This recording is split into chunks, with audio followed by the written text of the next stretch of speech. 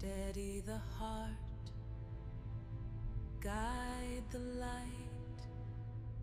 Había algo en el arca que Génesis nunca quiso que preguntaras. No el tamaño, no los animales, no los 40 días de lluvia. Algo más pequeño, más humano, y al mismo tiempo mucho más perturbador. Había una mujer a bordo. Una mujer sin nombre. Una mujer que salvó a toda la raza humana con su vientre, con su sangre, con su linaje, y a quien los textos sagrados decidieron enterrar en el silencio más absoluto. ¿Por qué? Génesis 7:7 lo dice de la manera más escueta posible. Y entró Noé al arca, y con él sus hijos, su mujer y las mujeres de sus hijos. Eso es todo. Una coma. Un lugar en una lista junto a animales y provisiones. La madre de toda civilización posterior, reducida a una función gramatical. Y los siglos la dejaron ahí, sin molestarla, sin hacer preguntas incómodas. Pero hay textos que sí hicieron esas preguntas. Textos que la Iglesia primitiva conoció, discutió y después decidió alejar de las manos comunes. El libro de Jubileos, escrito posiblemente en el siglo II a.C., da un paso que el Génesis canónico nunca dio.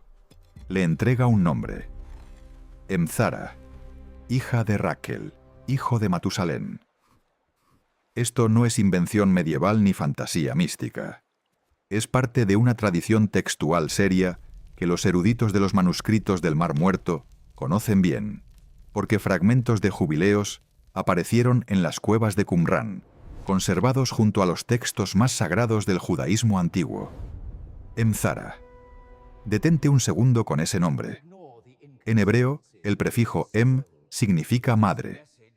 La raíz zara evoca semilla, descendencia, el acto de esparcir linaje hacia adelante en el tiempo.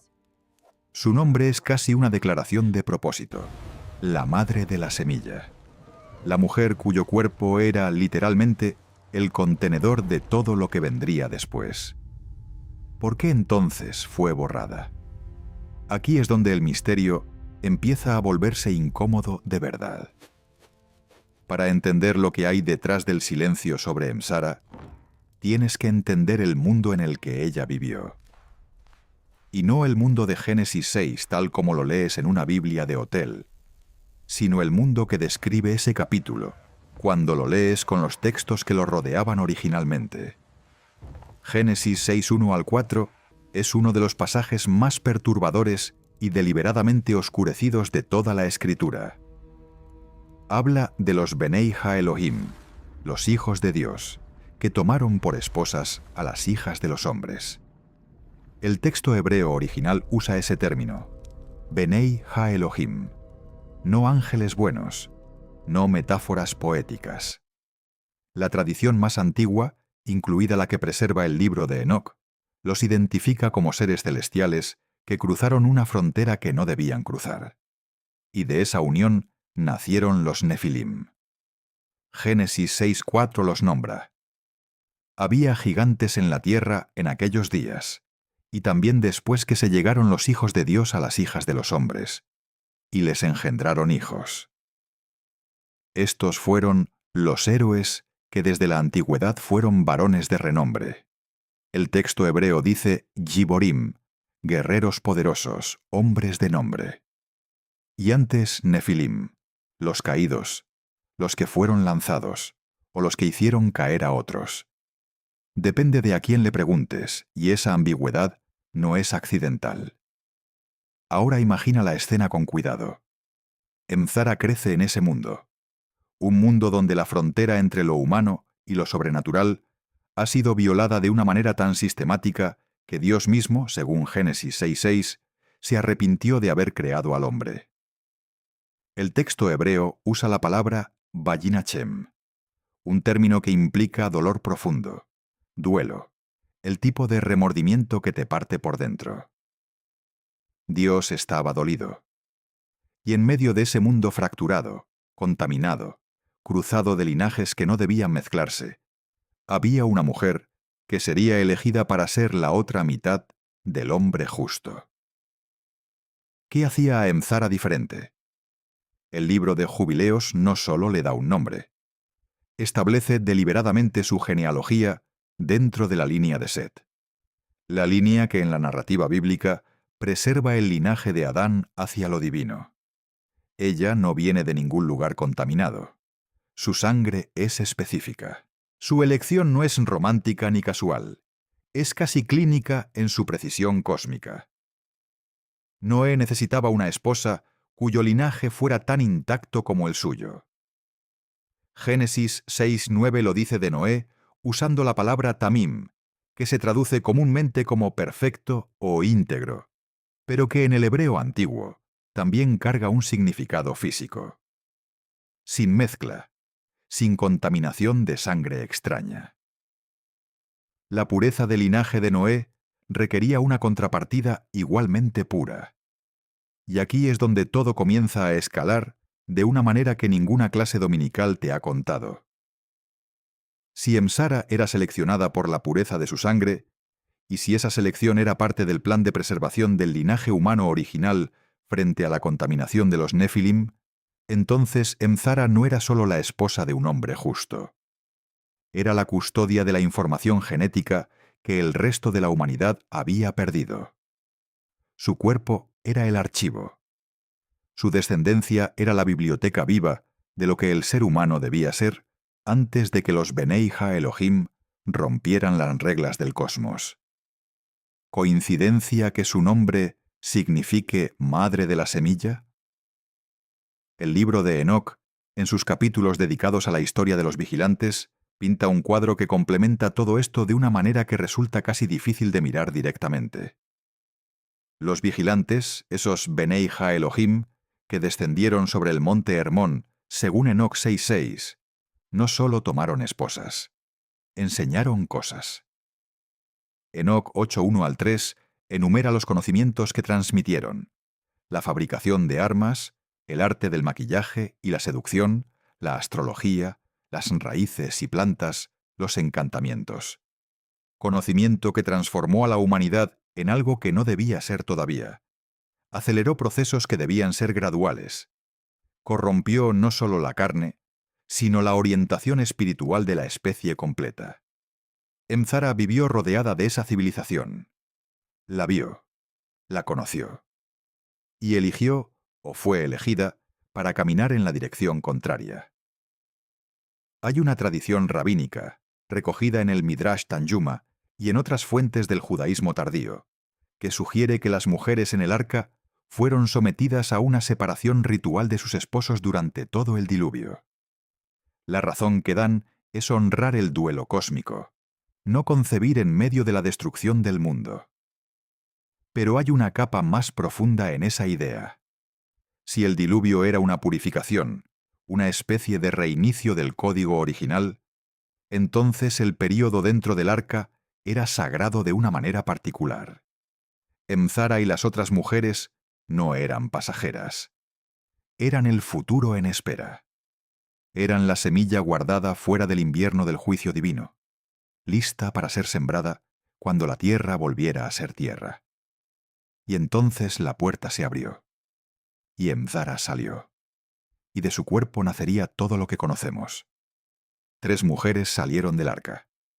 Piensa en eso un momento. 3 mujeres, las esposas de Sem, Cam y Jafet, y junto a ellas, Emsara.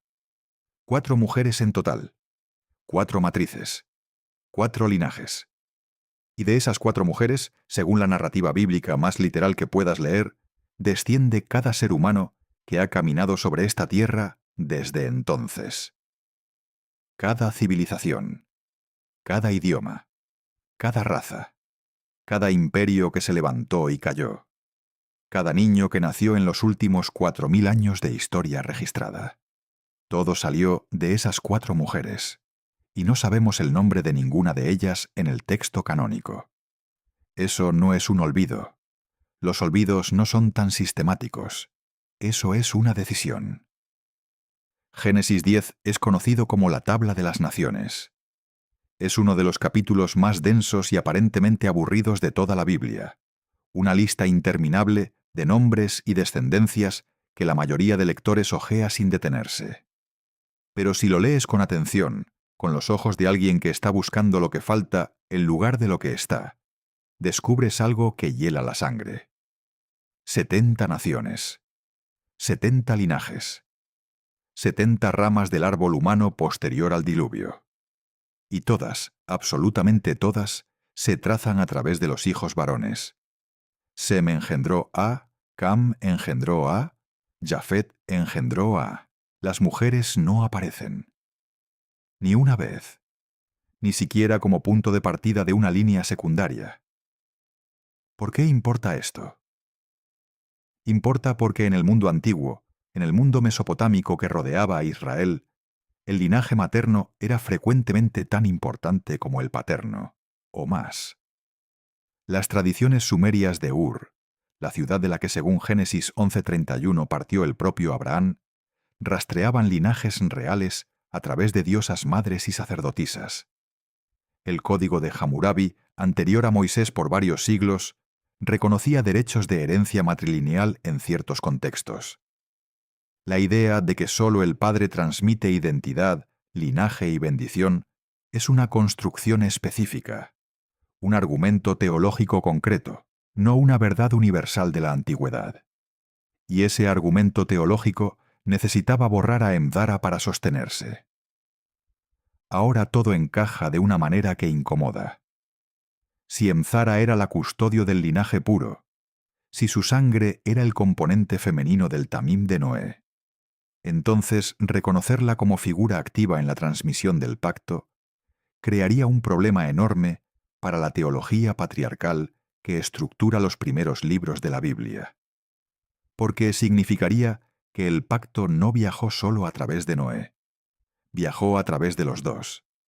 Significaría que sin Emzara, sin su cuerpo específico, su sangre específica, su genealogía específica, el plan no funcionaba.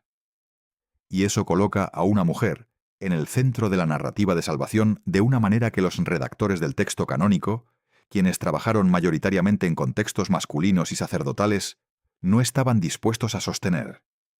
Pero los textos periféricos sí lo sostuvieron.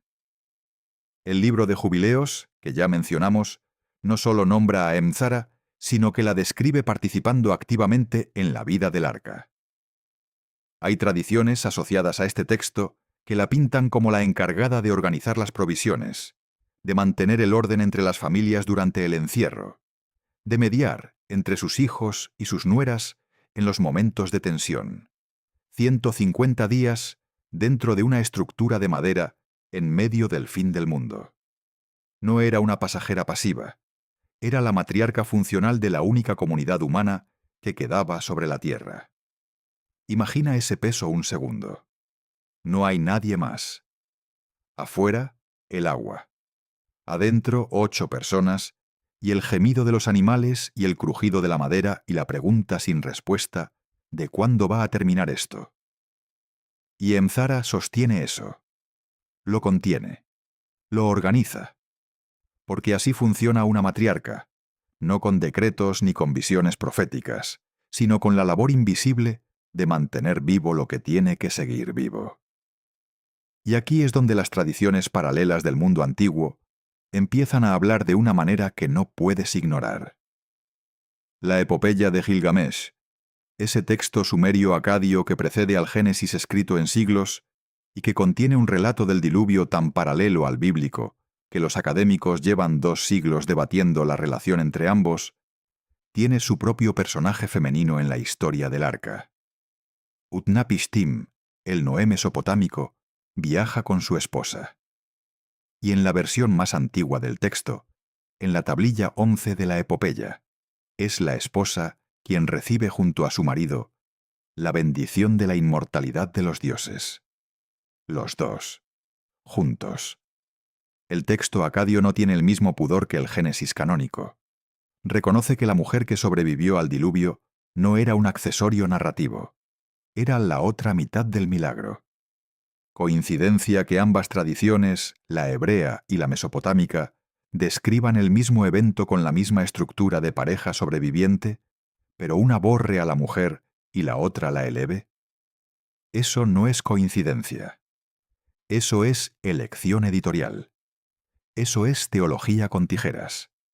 Y las tijeras dejaron marcas que puedes ver si sabes dónde mirar.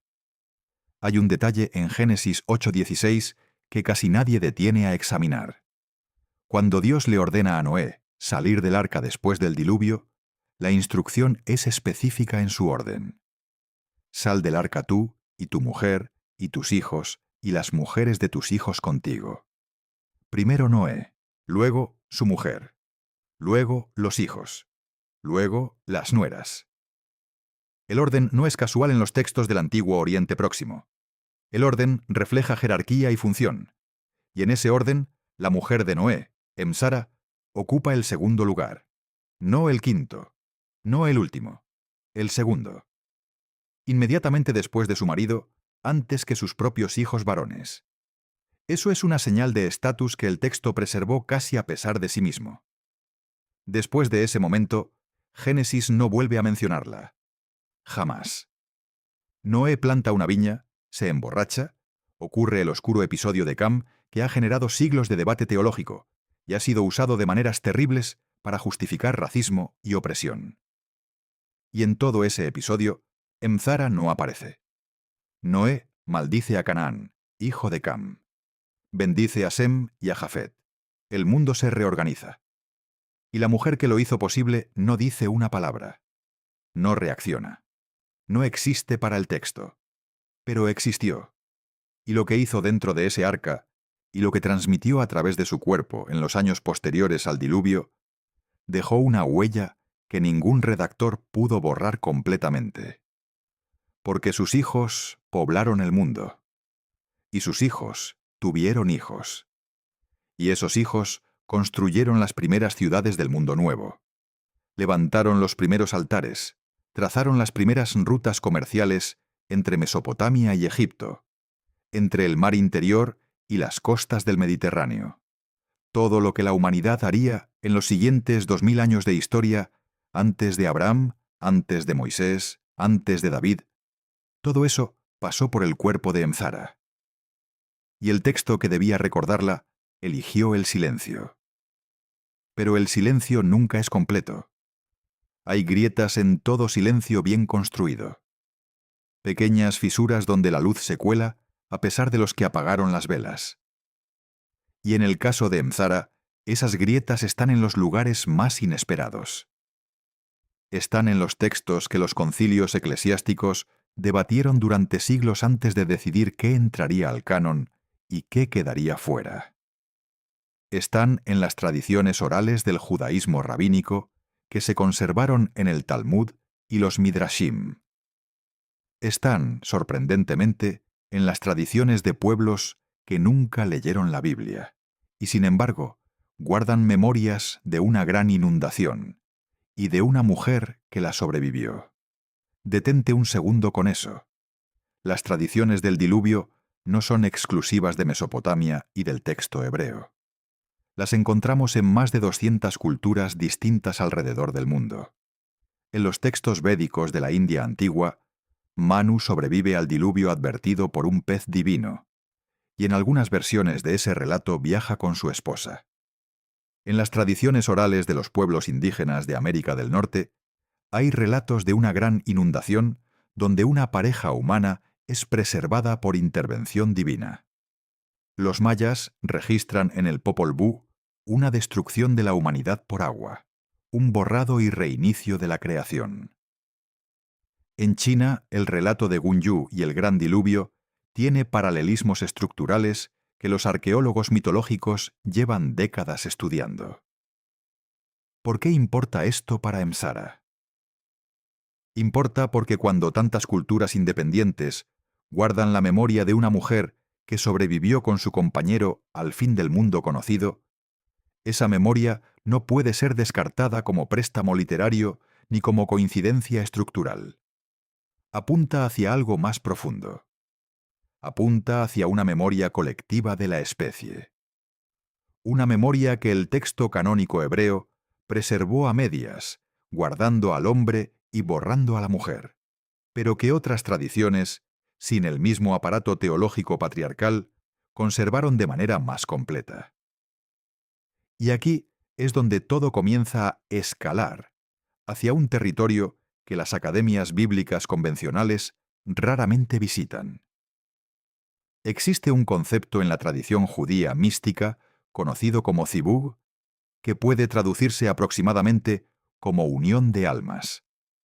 La idea de que ciertas parejas están vinculadas de una manera que trasciende lo biológico y lo social. El Zohar, el texto central de la Cabalá medieval, desarrolla esta idea con una profundidad que resulta desconcertante cuando la aplicas retroactivamente a Noé y Emzara. Según esta tradición, el alma de Noé y el alma de su esposa formaban una unidad funcional en el plan divino. No eran intercambiables. No era que Noé hubiera podido salvarse con cualquier mujer. Era esa mujer específica, con esa alma específica, con esa sangre específica, la que completaba el instrumento que Dios necesitaba para reiniciar la historia humana. Y el Zohar va más lejos todavía.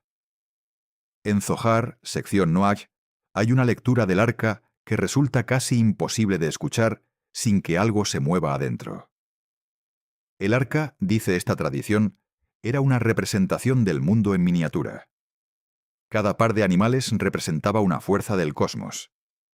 Y en el centro de ese cosmos en miniatura había 8 seres humanos organizados en 4 parejas. No 8 individuos, 4 unidades. Y la integridad de esas 4 unidades, su capacidad para funcionar como parejas completas, era parte de la condición del milagro.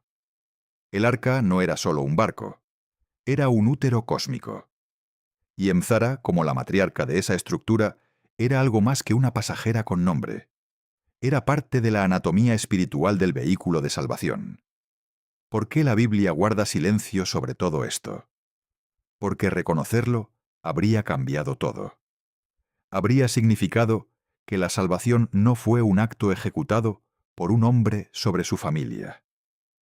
Habría significado que fue un acto ejecutado a través de una pareja, a través de una unión, a través de algo que el texto canónico, en su forma final, no estaba preparado para sostener teológicamente.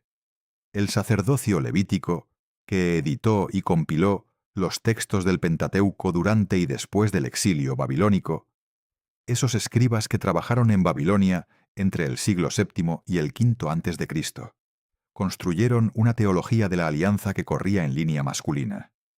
De Adán a Set, de Set a Noé, de Noé a Sem, de Sem a Abraham. Esa línea no podía bifurcarse, no podía compartirse. Era una cadena de transmisión divina que requería una sola dirección, y esa dirección era el varón primogénito o el varón elegido. Emzara interrumpía esa narrativa con su mera existencia. Porque si ella era tan esencial como los textos periféricos sugieren, entonces la línea no era una cadena. Era una cuerda. 2 hebras entrelazadas, no una sola. Y una cuerda de 2 hebras no tiene un punto de origen masculino único. Tiene 2 puntos de origen que se necesitan mutuamente para existir. Ahora piensa en lo que eso significa para todo lo que vino después. Sem, el hijo de Noé a través del cual se traza el linaje de Abraham, de Moisés, de David y finalmente de la línea mesiánica según los evangelios, ese Sem tenía madre. Una madre específica. Una madre cuya sangre corría en sus venas junto a la de Noé. Y esa madre era Emzara. Lo cual significa que cada figura central de la narrativa bíblica, desde Sem hasta Jesucristo según la genealogía de Mateo 1, cada uno de esos hombres llevaba en su cuerpo la sangre de una mujer que el texto que cuenta su historia decidió no nombrar. Eso es lo que se borró. No solo un nombre, una línea completa de transmisión. Una herencia femenina que corría paralela a la herencia masculina, y que era igualmente necesaria para que el plan funcionara, pero que fue invisibilizada sistemáticamente, porque visibilizarla habría requerido reescribir no solo el Génesis, sino la estructura completa de la teología de la alianza. Y aquí es donde los textos apócrifos hacen algo extraordinario. El libro de los Jubileos, en su capítulo 4, hace algo que parece menor, pero que es en realidad subversivo, de una manera casi quirúrgica. Cuando lista las genealogías del período antediluviano, incluye no solo los nombres de los hijos, sino también los nombres de las esposas. Esto no era la norma en los textos del período. Era una elección deliberada.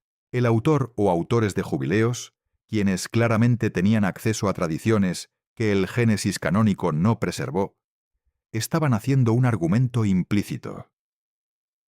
Estaban diciendo que la historia de Israel no podía contarse correctamente sin las mujeres que la hicieron posible, que la genealogía sin las madres era una genealogía mutilada, y pusieron a Emsara en el registro porque sabían que alguien la había sacado.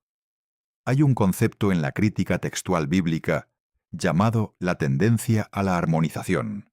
Cuando diferentes versiones de un texto entran en tensión, los redactores posteriores tienden a suavizar las diferencias, a eliminar lo que contradice la narrativa dominante, a crear una superficie lisa donde antes había rugosidades que hacían preguntas.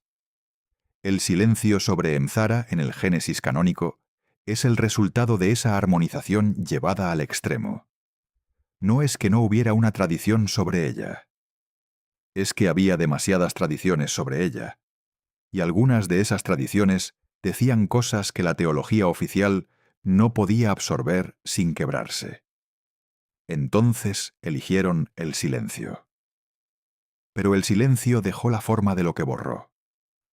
Como cuando arrancas una página de un libro y los bordes desgarrados te dicen exactamente el tamaño de lo que faltaba. El hueco de Emzara en el texto canónico tiene una forma muy específica. Tiene el tamaño de una matriarca fundacional. Tiene la forma de una mujer cuya sangre era tan importante como la de su marido. Tiene el contorno de alguien que fue central y fue removida, no ignorada desde el principio, sino activamente desplazada hacia el margen hasta volverse invisible. Y esa invisibilidad duró siglos, hasta que las cuevas de Qumrán abrieron su boca y devolvieron lo que los siglos habían intentado enterrar. Las cuevas de Qumrán no entregaron sus secretos de buena manera. Fue un accidente. Un pastor beduino llamado Mohammed ed-Dib, en el año 1947, lanzó una piedra hacia una cueva en las orillas del Mar Muerto, buscando una cabra perdida. Escuchó el sonido de cerámica rompiéndose. Entró y encontró jarras selladas que llevaban 2000 años esperando que alguien hiciera exactamente esa pregunta equivocada en el momento exacto. Los manuscritos del Mar Muerto. Más de 900 documentos. Fragmentos de cada libro del Antiguo Testamento, excepto Esther. Y junto a ellos, textos que la tradición oficial había declarado no canónicos, textos que circulaban en las comunidades judías del período del Segundo Templo y que fueron guardados con el mismo cuidado reverencial que los textos que sí entraron a la Biblia. Entre ellos, el libro de Jubileos.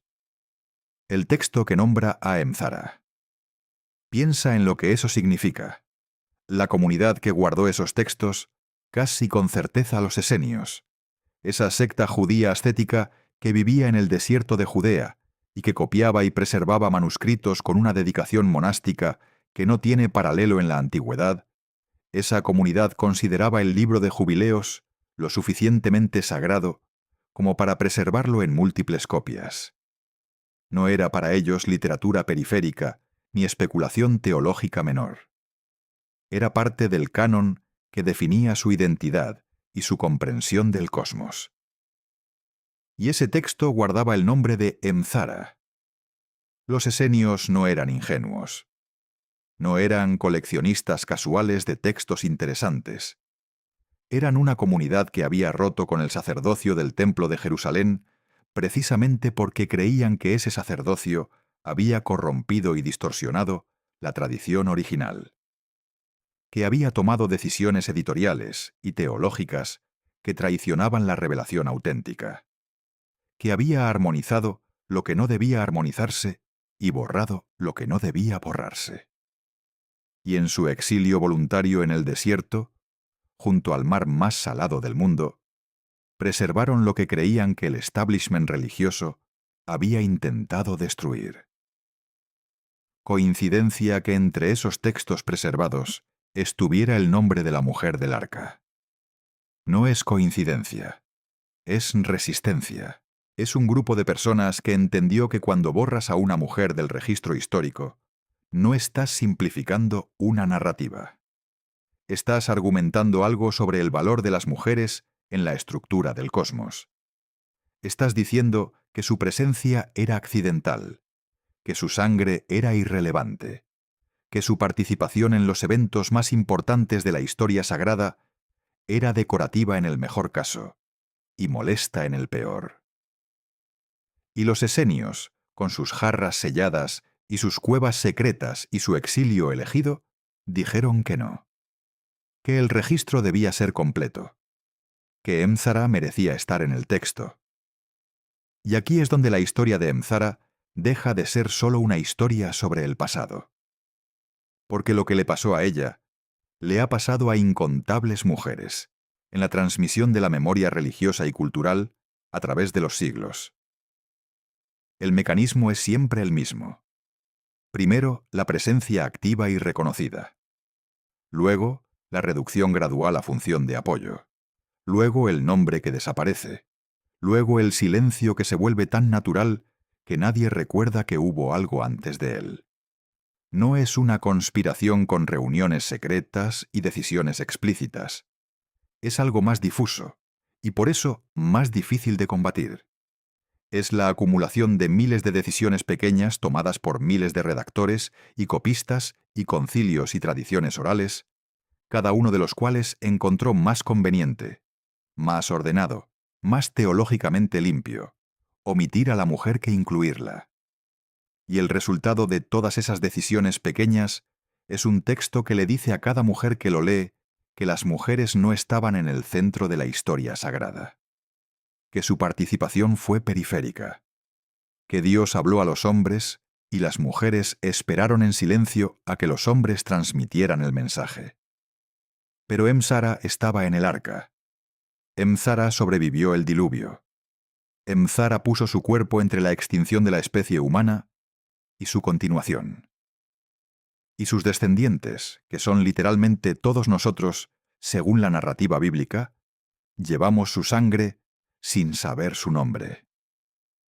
Hay algo en eso, que no es solo historia antigua. Hay algo en eso que resuena de una manera profundamente actual.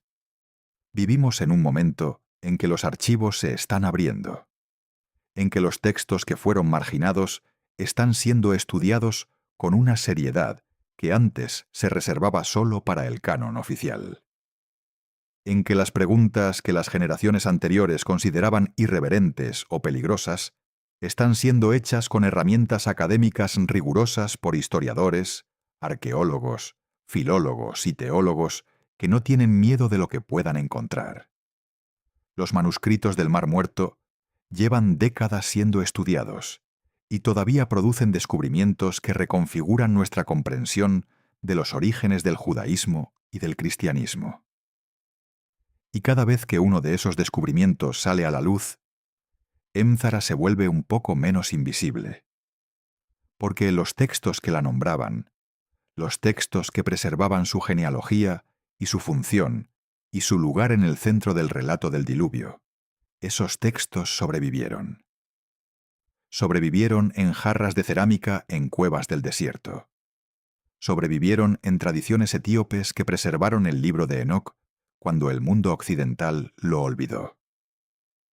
Sobrevivieron en manuscritos medievales copiados por monjes que no siempre entendían completamente lo que estaban copiando, pero que copiaban de todas formas porque sentían que debían hacerlo.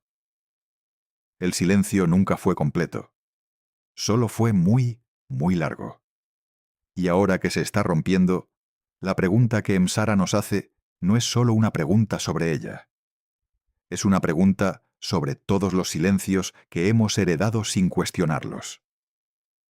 sobre todos los nombres que faltan en los textos que definen nuestra identidad colectiva, sobre todas las mujeres que estuvieron en el centro de eventos fundamentales, y cuya presencia fue reducida a una coma en una lista.